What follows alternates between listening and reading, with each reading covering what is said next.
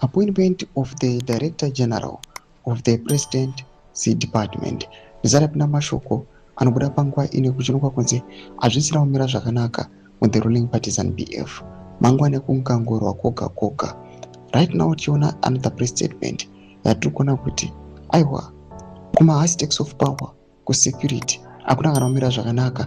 Vakomana vari kungangorwa kuchiswa vamwe. Don't subscribe or like on the bell icon. Tine press statement ratiri kuona panapa upo chikona tanganyira chiti. As I reported earlier, President Mnangagwa is appointed Paul Chikawa as the new director of the Zimbabwe Secret Service, the Central Intelligence Organization. Paul Chikawa was Deputy Director General before this appointment, and prior to that, he served as Zimbabwe's ambassador to China and to Cuba. He replaces Fulton Mangwanya, who was appointed Director General in January 2025 and has been fired today after approximately 15 months in the position.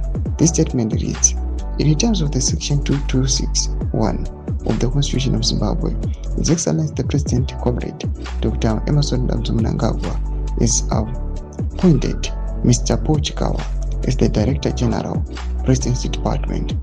The appointment is with immediate effect, inserted by Dr. M. Rushoya, Chief Secretary to the President and Cabinet.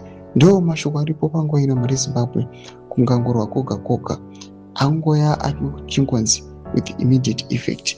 We do not know the circumstances behind, but panguva ino zvinozobuda pachena kuti panguva ino tichiona kuti ZANU-PF ichiri iri mubishi now Zimbabwe constitutional amendments, now the term extension, now the 2030, now the succession, and now vachichinja masecurity apparatus. Zvoratidza kuti panenge pane threat kandi pane pachionekwa kunzi pane pamwe pane loopholes avari kuona kuti let us secure them before disaster yasvika. Pane comment section medu zvafungira aim kuti pamusoro pechitiko ichi. Subscribe or like, chat on the bell icon.